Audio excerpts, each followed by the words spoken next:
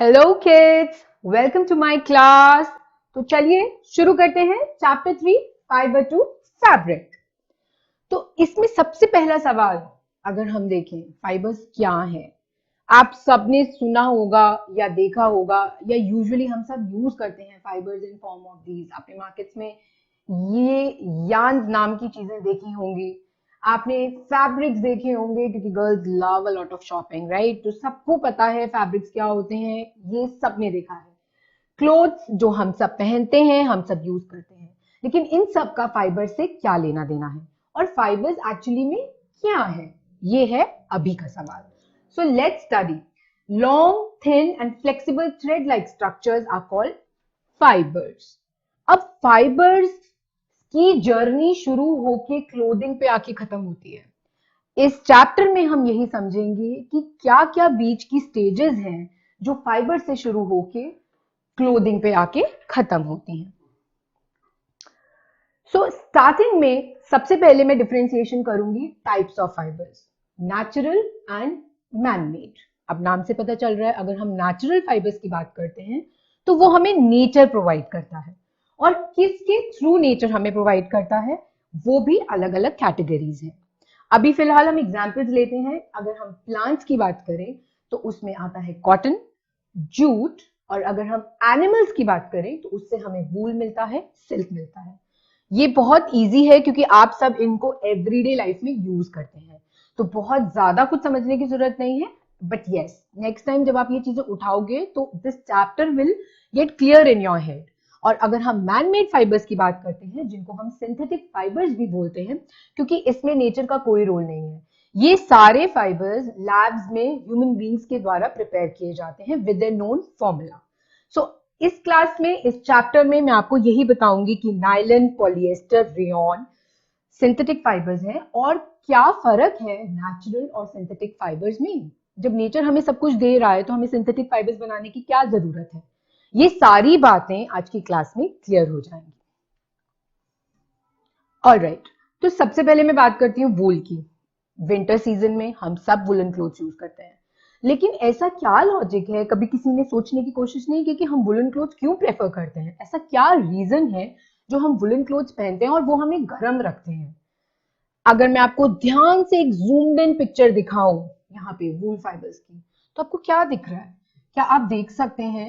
सबसे पहली चीज, वो थिक होते हैं, और आपने देखा होगा उसको ध्यान से, उसमें बहुत सारी लेयर्स होती हैं। वो लेयर्स क्या करती हैं, they are acting as insulators. वो इंसुलेशन प्रोवाइड करती हैं क्योंकि उन लेयर्स के बीच में बहुत सारे गैप्स होते हैं जिसमें एयर ट्रैप्ड होती है, जो हीट को एस्केप आउट नहीं करने देती, जिसकी वजह से आपकी बॉडी वार्म रहती है। और यही रीजन है विंटर्स में सबसे ज्यादा वूलन फाइबर्स हम सबको सूट करते हैं। और कई कई बार ठंड के लेवल पे डिपेंड करता है, हम वुलन की भी बहुत सारी लेयर्स पहन लेते हैं depending on the weather conditions. वो इसीलिए because it's constantly insulating us with heat, वो हीट को एस्केप आउट नहीं होने देती। ऑल राइट, अब मैं आपको टाइप्स ऑफ वूल्स भी दिखाती हूँ। व्हाइट वूल, ब्लैक वूल, ब्राउन वूल। दादी माँ से पूछना, या दादी माँ को आपने देखा होगा वो कॉन्स्टेंटली स्वेटर्स वीव करती हैं वूल से, तो आपने देखा होगा वो बहुत तरह के रोल्स इस तरह के लेके हमेशा वीविंग कर रही होती हैं। तो हमें शायद इतनी नॉलेज ना हो, बट आपकी ग्रैंड मदर्स को इसकी बहुत नॉलेज होगी, स्पेशली जो निटिंग करती हैं, सीविंग करती हैं, क्योंकि उन्होंने व्हाइट वूल, ब्लैक वूल, ब्राउन वूल देखी हैं, और वो तो बहुत बारीकी से उसको डिफरेंशिएट भी कर सकती हैं कि कौन सी अच्छी क्वालिटी की है और कौन सी अच्छी क्वालिटी की नहीं है। हाँ, बट आज के बाद आप भी ये डिफरेंस कर सकेंगे, सो नॉट टू वरी। अब हम देखते हैं वूल प्रोड्यूसिंग एनिमल्स। तो वूल की तो बात अलग अलग हो गई, लेकिन हमने देखा व्हाइट वूल भी थी, ब्लैक वूल भी थी, ब्राउन भी थी। तो अगर वो एक सोर्स कैमल का है, क्योंकि हमारे दिमाग में सिर्फ ये होता है वूल है तो शीप ही आएगा, बट आज के बाद ये डाउट नहीं आएगा, क्योंकि वूल सिर्फ शीप से नहीं, कैमल से भी प्रोड्यूस की जाती है। शीप तो देती ही देती है, याक भी देता है, ल्यामा भी देता है, अल्पैका भी देता है, और गोट भी देता है। और आप इन सबकी कलर्स देख सकते हो, सबके कलर्स डिफरेंट हैं। It's a mixture of white, brown, and brown also has different shades. It's black also, and sometimes it's a mixture of both white and brown. So इसीलिए वो नेचुरल कलर्स जो वूल में आते हैं वो इन वेराइटीज की वजह से ही आते हैं, जिसको हम यूजुअली मिसलीड करते हैं, it's a type of sheep wool. जो नहीं है। ओके, अब हम बात करते हैं फाइबर्स के हेयर क्वालिटी के बारे में। जैसा कि आपने देखा, कोर्स बियर्ड हेयर, कोर्स क्या होता है? Which is a little harder. Coarse, something which is coarse means it's not very soft to touch, and on the other hand you have a soft under hair. Soft under hair means this category will have a very soft touchy fur. अब मैं आपको इस चीज को इसलिए दिखा रही हूँ because I want to explain you what is selective breeding. Selective breeding एक ऐसा प्रोसेस होता है जहां पर मैं खुद अपनी कैटेगरीज ऑफ शीप या जिस तरह का मुझे फाइबर हेयर चाहिए, मैं अपने हिसाब से उन कैटेगरीज को सिलेक्ट करती हूँ, उनको ब्रीड कराते हैं ताकि जो भी उनका ऑफस्प्रिंग आएगा उसमें वो दोनों क्वालिटीज हो। समझे? जैसे मैं एग्जांपल देती हूँ, आपने पढ़ा यहाँ पे कोर्स बियर्ड हेयर है और यहाँ आपने पढ़ा सॉफ्ट है। अब मैं चाहती हूँ जो मेरे पास फैब्रिक हो उसमें ये दोनों दोनों क्वालिटीज हो, ना वो बिल्कुल कोर्स हो और ना ही वो बिल्कुल ही सॉफ्ट हो। It should be a blended mixture of both. तो इस केस में जब हम ऐसी दोनों क्वालिटीज को लेके ब्रीड कराएंगे तो जो हमारा ऑफस्प्रिंग आएगा उसमें दोनों के कैरेक्टरिस्टिक्स होंगे और एज अ रिजल्ट जो हमारा फाइबर होगा वो कोर्स भी होगा और soft भी होगा. So the process of selecting parent sheep for obtaining special characteristics in their offspring is called selective breeding. और ये सिर्फ एक कैटेगरी का एग्जाम्पल था। कई बार लोगों को कलर्स को लेके भी ऑप्शन होता है कि मुझे इस पर्टिकुलर कलर का वूल चाहिए, तो आप अपनी जो भी पेरेंट्स चुनेंगे आप उस हिसाब से चुन सकते हैं जो आपके डिजायरेबल कलर्स हैं. सो this is how selective breeding goes about. Next, the process of bringing up and taking care of the sheep is called rearing.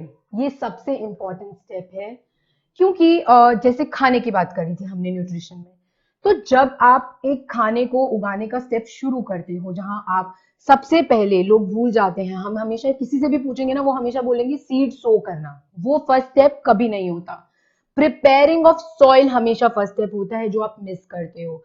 खाद को तैयार करना, तो यहाँ पे भी अगर मुझे उसका फर चाहिए, मुझे उसका हेयर चाहिए, तो उसको ग्रो करने की शुरुआत बहुत पहले से होगी जहां पे हम उस शीप को अच्छे से रखेंगे, उसका ख्याल रखेंगे, उसको अच्छी डाइट देंगे, हेल्दी डाइट देंगे, क्योंकि आप सब जानते हैं जो हमारे हेयर होते हैं they are made of proteins. तो अगर उसका प्रोटीन अच्छी फॉर्म का नहीं है, आपकी हेयर क्वालिटी शीप की कभी भी अच्छी नहीं आएगी.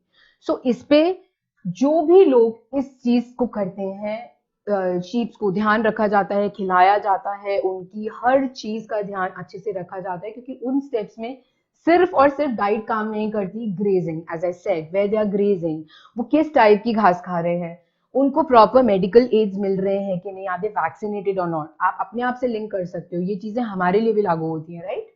देन क्लीनिंग शेड्स, वो गंदी जगह पे नहीं रह सकते. जैसे आप अपने घर को साफ रखते हो हेल्दी रहने के लिए, for them also it's very important कि जहां पे वो शेड्स में रह रहे हैं they are very very hygienic, ventilated and very very clean. And also talking about nutritional diet, जब वो ग्रेजिंग करते हैं तो कुछ ऐसे न्यूट्रिएंट्स होते हैं जो उसमें पूरे नहीं हो पाते, तो उनको ये स्पेशल डाइट इसलिए दी जाती है ताकि जो भी न्यूट्रिशनल डेफिशिएंसी ग्रेजिंग के टाइम पे आई थी that is fulfilled by the special diet they provide to the sheep. और इन सब के बाद क्या होता है, आपका रिजल्ट सेंट% होता है, जिसकी वजह से आपकी जो शीप है वो बहुत हेल्दी होती है, उसकी जो बॉडी पे प्रोटीन लेयर आती है in form of the fibres that is of excellent quality. Now we talk about one by one wool production process. कि हमने ये तो देख लिया, सबसे पहला स्टेप रेयरिंग था जहां मैंने आपको बताया कि हम शीप्स को रेडी करते हैं उनकी फाइबर कंटेंट को अच्छा बनाने के लिए, क्योंकि हमारा गोल तो वही है ना, हमें चाहिए तो वही, लेकिन हम स्टेप बाय स्टेप फॉलो कर रहे हैं कि हम किस तरह से अपना टारगेट अचीव करें. तो सबसे पहले जैसे मैंने आपको बताया, रियरिंग के बाद प्रोसेस आता है शेयरिंग, शेयरिंग के बाद आता है स्काउरिंग, स्काउरिंग के बाद आता है सॉर्टिंग, सॉर्टिंग के बाद आता है picking out birds, then you have dyeing and then you have reeling. अब सबसे पहले शेयरिंग क्या होता है, let's talk about shearing. You are watching a sheep और ये human being उसके साथ क्या कर रहा है, hair cut. Yes, it's not just a hair cut. हम ये क्यों बोलते हैं, क्योंकि आप इमेजिन करो, आप जब बार्बर के पास जाते हो, आपकी हेयर कटिंग होती है और यहाँ पे शीप की हेयर कटिंग हो रही है, पूरी बॉडी का लेयर रिमूव किया जा रहा है, तो आपके हिसाब से is it a painful process? तो जब ऐसा क्वेश्चन मन में आता है तो हमें लगता है कि जब हम हेयर कट कराते हैं हमारे लिए कौन सा पेनफुल प्रोसेस होता है, बट उसका लॉजिक क्या है? लॉजिक ये होता है कि जो भी स्किन रिमूव करी जाती है शेयरिंग में, that is all dead skin. तो जैसे आपके हेयर ग्रो होते हैं, nobody is pulling your hair ना, कोई आपका सर खींचेगा, बाल खींचेगा तो आपको बहुत पेन होता है because you are uprooting it. लेकिन जब आप सिर्फ ऊपर ऊपर की लेयर रिमूव करते हो, you are just removing the dead skin, जो इस केस में की जाती है, क्योंकि हमें सिर्फ उसी डेड स्किन से मतलब है। We have to find out fibres only from this skin. Alright, और जस्ट लाइक आपके हेयर ग्रो वापस आ जाते हैं, this is the life cycle, same goes with the sheep. उनकी भी आफ्टर, और in other words I would say it's helpful, क्योंकि ये वाला प्रोसेस भी समर्स में किया जाता है। लोग भी समर्स में बहुत गंजे होते हैं ना, क्योंकि they can not bear the heat, बहुत गर्मी होती है। तो बाय द टाइम विंटर्स आती हैं, इनके भी फर्स वापस आ जाते हैं by the time it's winters, so they are comfortable with seasons also. So shearing is a process where the dead skin, the outer layer of the sheep is removed, क्योंकि हमें उसी से मतलब है।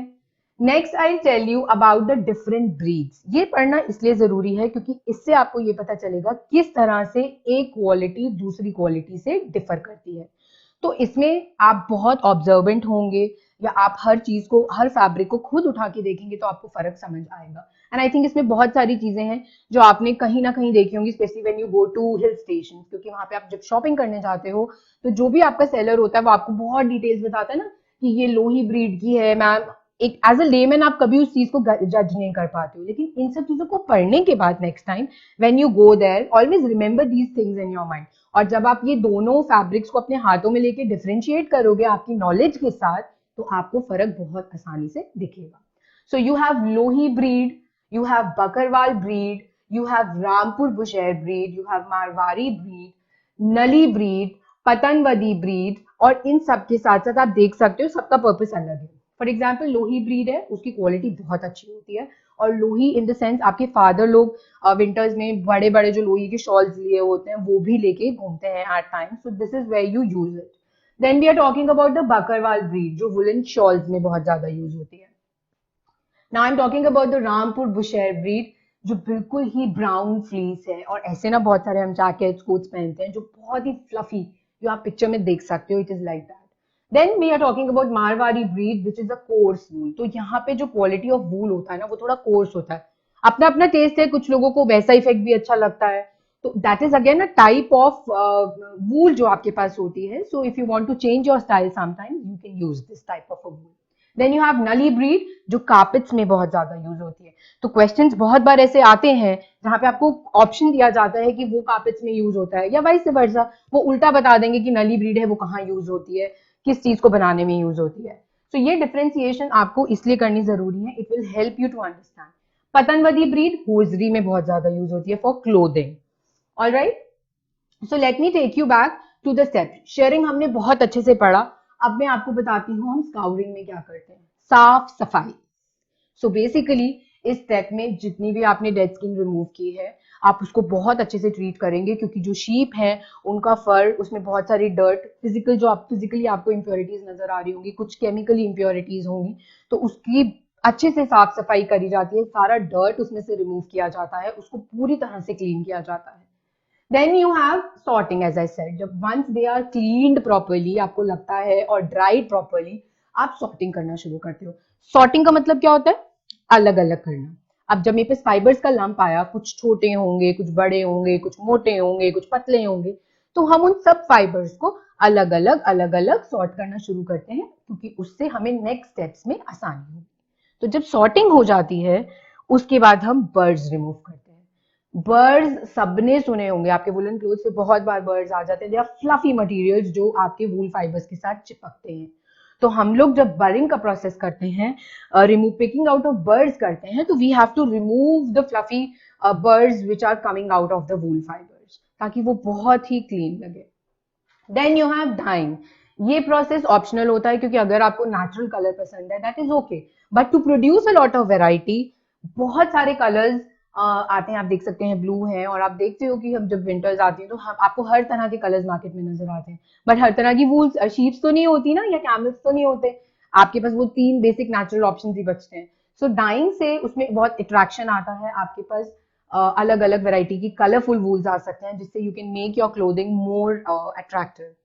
लास्ट स्टेप इज रीलिंग, जहां पे उनको हम लोग रील्स में बांधते हैं, फाइबर्स को सॉर्ट आउट करते हैं और मार्केट में सेल किया जाता है, और यही रीलिंग के बाद हम मार्केट से जाते हैं, इन वूल फाइबर्स को पिक करते हैं और अपनी रिक्वायरमेंट के हिसाब से इनको यूज करते हैं। So kids, I hope all the steps are very clear. आप जब भी नेक्स्ट ट्रिप लगाओगे श्रीनगर में, या आप किसी ऐसी हाई ऑल्टीट्यूड पे जाओगे जहां पे आपको लगता है wool fibres are obtain, you should always go and visit their workshops. वो वहां पे आपको बहुत अच्छे से डेमोन्स्ट्रेशन देते हैं इन सब स्टेप्स का। All right, so after this important part ये भी है जानना, आपकी एक्सप्लोरेशन का पार्ट, कि ये जितनी भी वूल्स की वेराइटीज है वो इंडिया के कौन कौन से एरियाज में मिलती है। ये क्वेश्चन सिर्फ आपकी जनरल नॉलेज को में ऐड करेगा, सो इट्स गुड जब आप पढ़ते हो तो आपकी नॉलेज में आपको पता होना चाहिए कि अगर हम पतंगवदी ब्रीड की बात करें या हम मारवाड़ी ब्रीड की बात करें तो बेसिकली वो गुजरात रीजन के आसपास होती है। And then you after talking about Lohi breed, वो पंजाब, राजस्थान ऐसे एरिया से ज्यादा आती है, क्योंकि उसके बाद इंपोर्ट एक्सपोर्ट स्टार्ट होता है, क्योंकि आप जानते हो हिंदुस्तान में अवेलेबिलिटी हर जगह बहुत इजीली हो जाती है, specially with this online facility, but ये प्रोडक्शन मेजरली कहाँ की है, इन एरियाज की है, right? So like we are talking about the Rampur Bushahr breed, Bakarwal breed, you can see all the options are marked with their states which tells you ये कहाँ की famous variety है। ऑल राइट, उसके बाद हम पढ़ेंगे सिल्क के बारे में। तो सिल्क एक नेचुरल फाइबर है या आर्टिफिशियल फाइबर है? इट्स अ नेचुरल फाइबर, क्योंकि सिल्क की प्रोडक्शन जो है वो एक सिल्क वर्म से होती है, विच इज अ इंसेक्ट। तो obviously it is by nature and it is considered to be one of the most beautiful creations of our Almighty, क्योंकि सिल्क एक बहुत ही ब्यूटीफुल फाइबर है। आप कहीं पे भी पार्टीज में जाते हो, फंक्शंस में जाते हो, you always prefer to buy silk clothes, you wear silk clothes because of its strength. सबसे पहले it is a very powerful fibre, then it has a lot of lustre, means shine, कितनी shine होती है silk fibre की, right? So silk history, silk story कहां से थी? Because India को बहुत सारा ट्रेड सिल्क से मिला था। किस लिए? 130 BC to 1453, one of the major trade items between the eastern and western world was silk, and the Silk Road was an ancient trade route at that time.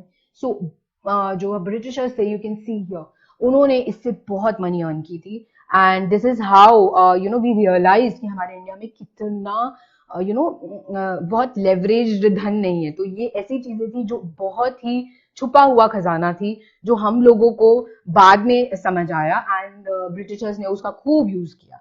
सो इस silk की discovery के बाद silk जो है इतना famous हुआ। सो कैसे silk की जर्नी, सिल्क वर्म की जर्नी स्टार्ट होती है, हम सिल्क वर्म की लाइफ साइकिल में पढ़ेंगे। ऑलराइट, तो ये प्रोसेस कहाँ से स्टार्ट होता है? जब एग्स ले किए जाते हैं, और वो हमेशा मलबरी ट्री पे, मलबरी लीव्स पे किए जाते हैं। एंड इंपॉर्टेंट पार्ट बेटा, अगर आप देख रहे हो, एक एग नहीं ले किया जाता। जो सिल्क वर्म्स हैं वो थाउजेंड्स, हंड्रेड्स की क्वांटिटी में एग्स ले करते हैं मलबरी लीव्स पे। दैट इज इट गोज, क्योंकि जरूरी नहीं है सारे ही उसमें से कन्वर्ट हो, कुछ ग्रो नहीं कर पाते, कुछ वैसे खराब हो जाते हैं, सो उसमें से सारे फ्लरिश नहीं करते। But yes, at a time thousands, hundreds of eggs are laid on mulberry leaves, and then what happens when these eggs starts hatching, they changes into tiny caterpillars which are coming out on the mulberry leaves। और अब इनका खाना क्या होता है? mulberry leaves ही होते हैं।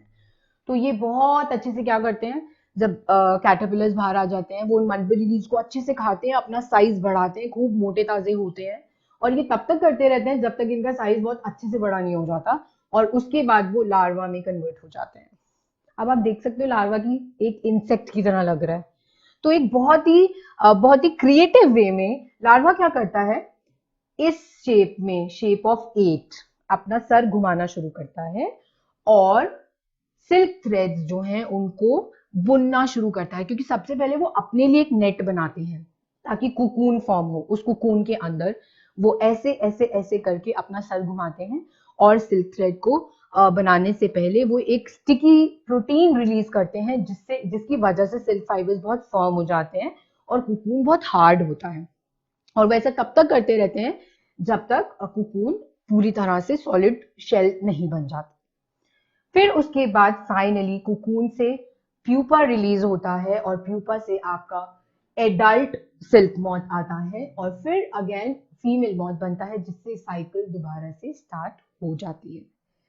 सो जिन लोगों ने सिल्क ट्रेड करना शुरू किया, जब उनको इस प्रोसेस के बारे में पता चला कि किस तरह से सिल्कवर्म की जर्नी इस तरह से होती है और उनके लिए इंपॉर्टेंट स्टेप क्या है, आप बता सकते हैं? सबसे इंपॉर्टेंट स्टेप होता है कुकून का, क्योंकि यहाँ पे वीविंग शुरू हो जाती है और यहीं से वो इस प्रोसेस को उठाते हैं और सिल्क जनरेट करते हैं। इनकी साइकिल तो अलग चलती रहेगी, लेकिन हमारा और ट्रेडर्स का काम क्या है, यहाँ से सिल्क को रिमूव करना, डिराइव करना, जिससे हम कन्वर्जन स्टार्ट करते हैं।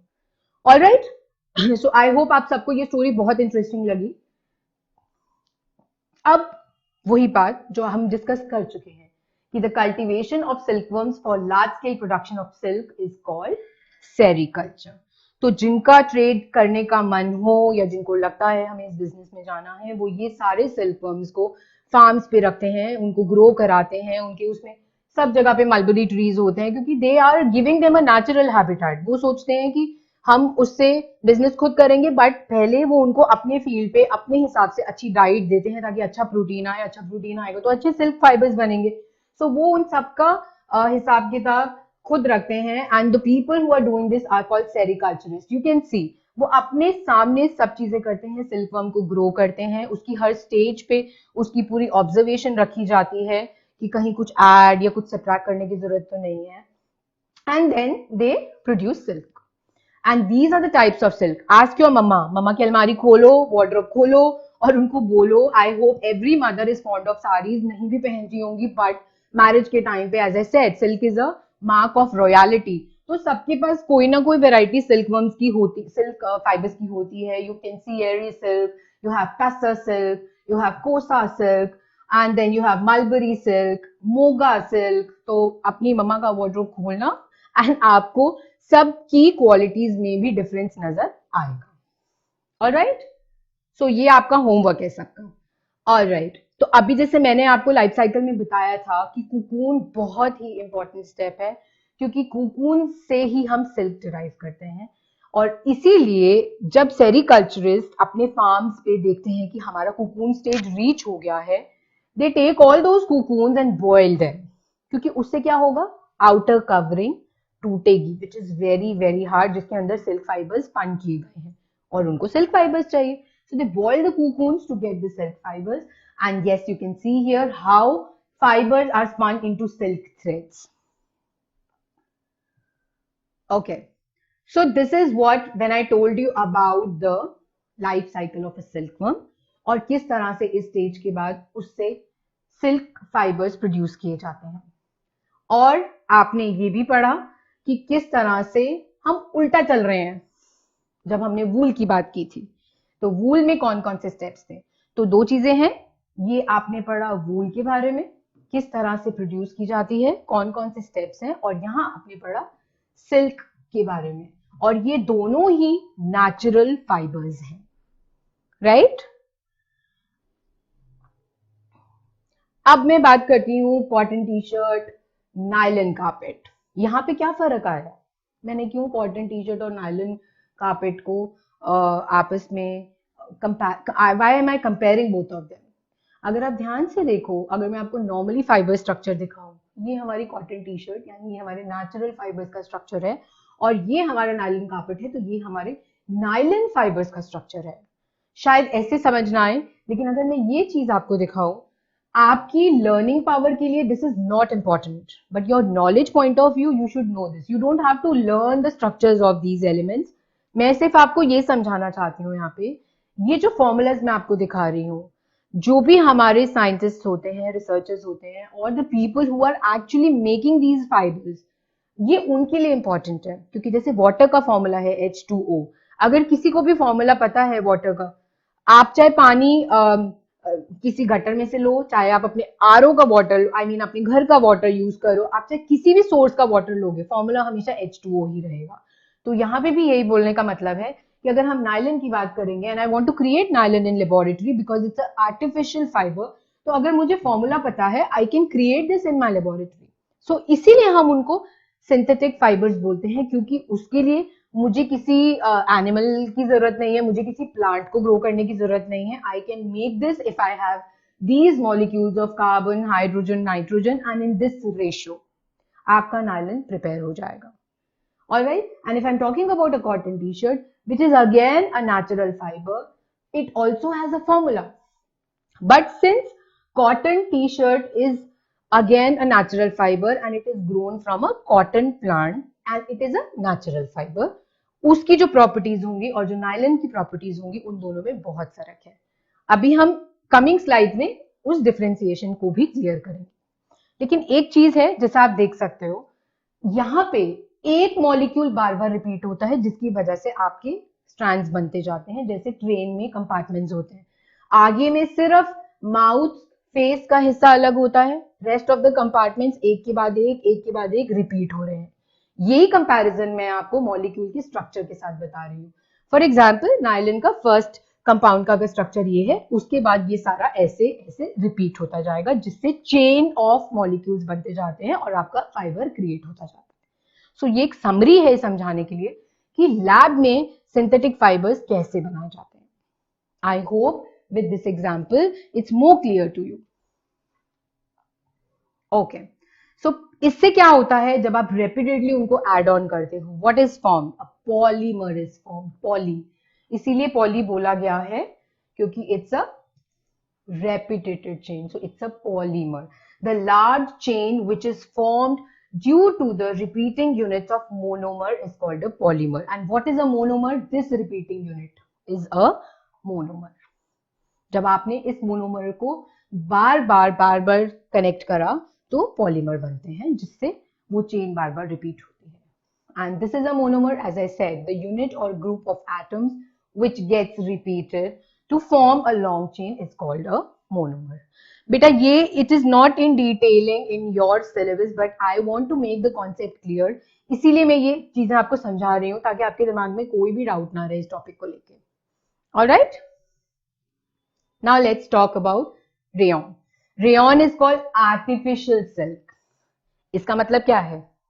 सिल्क का लॉजिक रेयन में लगाया गया। जो प्रॉपर्टी सिल्क के अंदर होती है, नेचुरल सिल्क के अंदर होती है, वो कोशिश करी गई है रेयन में डालने की। अब किस तरह से? We'll start. Collect the logs of trees and make the wood pulp. सब समझते हैं पल्पिंग कैसे बनाते हैं। We are just collecting logs of wood, उसको अच्छे से बीट करके उसका एक पल्प बनाना है।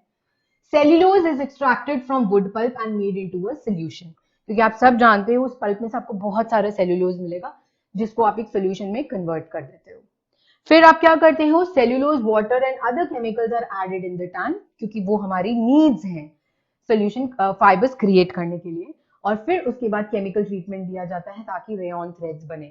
Again this process is not in your course. आपको सिर्फ ये समझाया जा रहा है कि यहाँ पे कोई मलबरी लीफ नहीं था, कोई सिल्कवर्म नहीं था, कोई भी कुकून नहीं बना, लार्वा नहीं बना, प्यूपा नहीं बना, कुछ भी ऐसा नहीं हुआ। सिर्फ और सिर्फ केमिकल्स का यूजेज हुआ, जिससे हमने इस पल्प से डायरेक्टली अपने फाइबर्स को बना लिया। सो this is what is called man-made fibres. Now let's talk about properties, जो मैं आपसे पहले भी पूछना चाहती थी कि हमें क्यों जरूरत पड़ी है आर्टिफिशियल फाइबर्स को बनाने की। तो वो कनेक्शन होना बहुत जरूरी है, नहीं तो नेचुरल फाइबर से अगर काम चल रहा था तो आर्टिफिशियल फाइबर से इतनी मेहनत करने की क्या जरूरत है। तो let's see, because they are more shiny, they are very attractive, they are very flowy, they are good absorbent. कभी भी हम पार्टी वेयर ड्रेसेस पहनते हैं, मोस्ट ऑफ द टाइम्स अगर वो सिल्क है तब आप उसको आयरन करने की जरूरत है बिकॉज इट्स वेरी थिक। लेकिन अगर आप बाकी चीजें देखते हो, अगर आपने अपने घर में कभी भी रेयन देखा, आपको उसको कभी आयरन करने की जरूरत नहीं पड़ती because of its flowy nature, जो कि नेचुरल फाइबर्स में कभी नहीं आता, कॉटन में नहीं होता। कॉटन जहां बैठोगे वहीं श्रिंक हो जाता है, आना शुरू हो जाते हैं उसके ऊपर प्लीटिंग, राइट? और आपने देखा it's a good absorbent, it's very attractive, it's very shiny, means it has a lot of lustre. तो ज्यादातर यही होता है कि जितने हमारे आर्टिफिशियल फाइबर्स हैं हम मोस्टली उनको पार्टी वेयर या उस पर्पज से यूज करते हैं, बिकॉज लस्टर ऑलमोस्ट सब में बहुत ज्यादा होता है, their flowy nature. Then differentiation करना, ये बहुत इंपॉर्टेंट क्वेश्चन है, ये पेपर में बहुत बार पूछा जाता है। आपको अगर केमिकली डिफरेंशिएट करने हैं फाइबर्स तो उसकी क्या पहचान होती है, आपको कैसे पता चलेगा? So what happens on burning rayon? continues to burn even when removed from the burner। आपने हटा दिया, आप देखोगे वो जले ही जा रहा है, जले ही जा रहा है, जले ही जा रहा है। No residue is formed and after, जैसा मैंने बोला जला है तो हमारे दिमाग में आता है रेसिड्यू होना चाहिए, पर रेसिड्यू बचता ही नहीं है, कुछ भी कंजम्पशन नहीं बचती नीचे, वो पूरा का पूरा जल जाता है। And smells like the burning of paper. जब ये प्रोसेस हो रहा होता है तो आपको स्मेल ऐसे आती है जैसे आपने पेपर को बर्न किया है। तो ये आपको पता होना चाहिए, because it's one of the qualities. जब क्वेश्चन बहुत बार पूछा जाता है कि how will you identify rayon, so this is the answer to that. Okay, let me show you this in the tabular form. ये बहुत इंपॉर्टेंट है children, so please don't miss this, this is very important. आप आराम से बैठ के इसको पढ़ सकते हो, समझ सकते हो कि जब भी हम फाइबर्स की बात करते हैं, उसको हम बर्न करते हैं तो क्या रिजल्ट आता है, उसका स्मेल कैसी होती है, उसका रेसिड्यू कैसा होता है, और कुछ और फीचर्स जो इनमें शायद ना एडेड हो। I start with natural silk and wool. अगर मैं नेचुरल सिल्क और वूल को बर्न करती हूँ तो यस इट विल बर्न, क्योंकि अगर हम आर्टिफिशियल नायलन और रेयन की बात करेंगे वो कभी भी बर्न नहीं होते, दे स्टार्ट मेल्टिंग। तो सबसे पहला डिफरेंस इन दोनों के बीच में यही हो गया, एक बर्न करता है, एक मेल्ट करता है। Then let's talk about the smelling phase. अगर वो सिल्क और वूल होगा तो उसमें हमेशा बर्निंग हेयर की स्मेल आती है, जैसे प्रोटीन बर्न होता है, क्योंकि हेयर प्रोटीन्स है। और अगर आप नायलन और रेयन को स्मेल करेंगे तो they will smell like burning paper. Then residue, natural silk या वूल होगा तो it's a black residue that can be crush to powder, जैसे एशेज होते हैं। और अगर हम आर्टिफिशियल नायलन रेयन की बात करेंगे तो you will get dark hard beads, ऐसे गोले गोले डार्क डार्क डार्क डार्क इकट्ठे हो जाएंगे। देन अदर कैरेक्टरिस्टिक्स जो इन सब में नहीं आते, natural silk and wool stops burning when remove from the flame, वो वहीं रुक जाएगा जब तक फ्लेम नहीं आएगा। लेकिन if you are talking about artificial nylon and rayon, it keeps burning when remove from the flame. इस बात से एक बात याद आती है, इसीलिए आपको बोला जाता है जब भी दिवाली हो या कोई भी ऐसा लोहड़ी का फेस्टिवल हो जहां पे आप फ्लेम्स यूज करते हो या आग जल रही होती है, आपको सिंथेटिक क्लोथ्स पहन के नहीं जाना, क्योंकि it is harmful for you, they will keep burning. चाहे आप वहां से दूर भी आ जाओ, अगर एक बार आग पकड़ ली वो जलता ही रहेगा, which is very dangerous for you. इसीलिए आपको बोला जाता है either to stay away and either not to wear synthetic clothes on special days. So next time, be careful. Okay? But the question is rayon strong enough? If I'm comparing cotton and rayon, they say cotton and rayon are not strong fibers. कुछ ना कुछ characteristics एक में होंगे, एक में नहीं होंगे। फॉर एग्जाम्पल, जैसे मैंने सिंथेटिक फाइबर्स की बात की, उनमें लस्टर बहुत ज्यादा होता है, बट अगर मैं नेचुरल फाइबर्स में कॉटन की बात करूं, they are not at all lustres. तो जहां पे हम पावर की बात करते हैं, we consider, you know, cotton is not at all strong, क्योंकि कॉटन सब यूज करते हैं, इसीलिए मैं उसको बहुत ही कॉन्फिडेंस के साथ बोल सकती हूँ। हाँ, नेक्स्ट टाइम आप रेयन जरूर ढूंढना and try whether they are strong enough और not.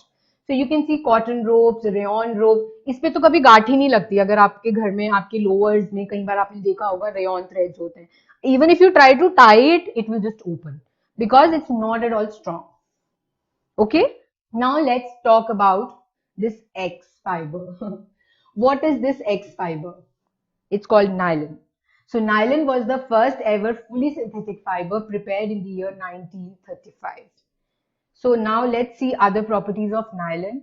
Water resistant, strong, it's light, it's flexible, it's windproof, it's lustrous, it's easy to wash. इतनी सारी क्वालिटीज अगर एक कपड़े के में होंगी तो जब आपको प्रेफर करना होगा उसको लेना या नहीं लेना, आप क्यों नहीं लोगे?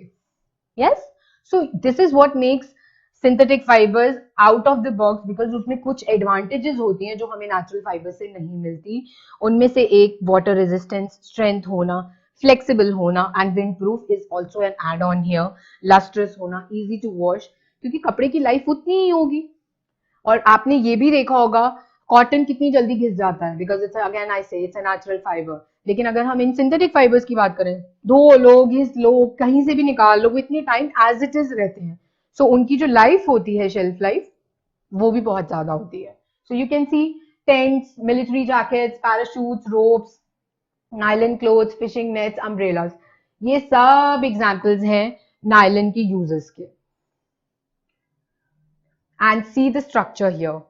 Polyester is a synthetic fiber which consists of repeating units of chemical named ester, जो मैं आपको पहले भी समझा सकी हूँ, क्योंकि वहां पे आपने मोनोमर और पॉलीमर पढ़ा था, क्योंकि वहां पे हम मोनोमर यूज कर रहे थे। Based on the chemical composition, इस कॉम्पोजिशन को हम एस्टर बोलते हैं। सिर्फ नॉलेज के लिए है, याद नहीं करना, just keep it in your head कि एस्टर की कॉम्पोजिशन इस तरह से होती है। इसीलिए जब ये वाले कंपाउंड आप जोड़ोगे, जैसे आपने ट्रेन में मोनोमर जोड़े थे, अगर आप यहाँ पे और एस्टर्स जोड़ते रहोगे तो आपको क्या मिल जाएगा? पॉलीएस्टर। और पॉलिथीन पॉलीएस्टर का एक एग्जाम्पल है। जब पॉलिथीन बनते हैं तो उसमें भी एक एस्टर यूज होता है, जिसको आप बार बार कनेक्ट करते रहते हैं, and a chain of ester becomes which is called a polyester. So I hope it's clear to you. अब हम पॉलिएस्टर की क्वालिटीज की बात करते हैं। रेजिस्टेंट टू केमिकल्स, ये भी एक अच्छा फीचर है, क्योंकि बहुत सारे फैब्रिक्स में ये नहीं होता। Resistant to stretching, we need that. आपके जिम ट्रैक्स, जितने भी आप ट्रैक पैंट्स यूज करते हो, लेगिंग्स पहनते हो, you have a lot of stuff जो आपकी जिमिंग में होता है, बिकॉज वहां पे आपको बहुत स्ट्रेचिंग की जरूरत है। आजकल तो एथलेजर्स का वैसे भी बहुत फैशन है, because people think it's very comfortable. और वो कंफर्टेबल क्यों है? Because of its stretching qualities, right? So when we are talking about resistant to chemicals, stretching, durable बहुत जरूरी है, क्योंकि आप उसको एक्सरसाइजिंग के लिए यूज कर रहे हो। अगर वो बहुत ड्यूरेबल नहीं होगा, फट जाएगा, जरा सी टांग ऊपर की, जरा सी बाजू ऊपर की, वो 2 दिन में फट के आ जाएगा। कॉटन के साथ ट्राई करना, 2 दिन में 2 पीसेस हो जाएंगे। But with polyester it's not that, and you can feel, you know, it's like बहुत स्ट्रेची होता है, बहुत ही कन्वीनियंट होता है टू यूज, और अलग अलग शेप्स को भी फिट कर जाता है because of its stretching qualities. So these qualities are not found in all the fabrics which you have studied before this. So ये इसकी एक स्पेशल क्वालिटी है। आपने देखा mouse pads, conveyor belts, formal shirts, formal pants, सब में polyester होता है। सो मैं इसका तरीका आपको बहुत अच्छा बताऊंगी, क्योंकि आजकल जब भी आप कोई प्रोडक्ट बाय करते हो, मार्केट में तो शायद आप इतना ध्यान नहीं देते हो, बट ऑनलाइन में this is an added on feature. तो जब आप प्रोडक्ट डिटेल्स पढ़ते हो नेक्स्ट टाइम, तो उसकी फैब्रिक डिटेल्स जरूर पढ़ना, और आप देखोगे इनमें से कुछ ना कुछ उसके साथ जरूर मैच करता है, and that is really going to boost your knowledge about fiber to fabrics. So children, with this I finished today's chapter, and I hope आपको सब चीजें बहुत अच्छे से समझ आई. So let's meet in the next class. Bye bye.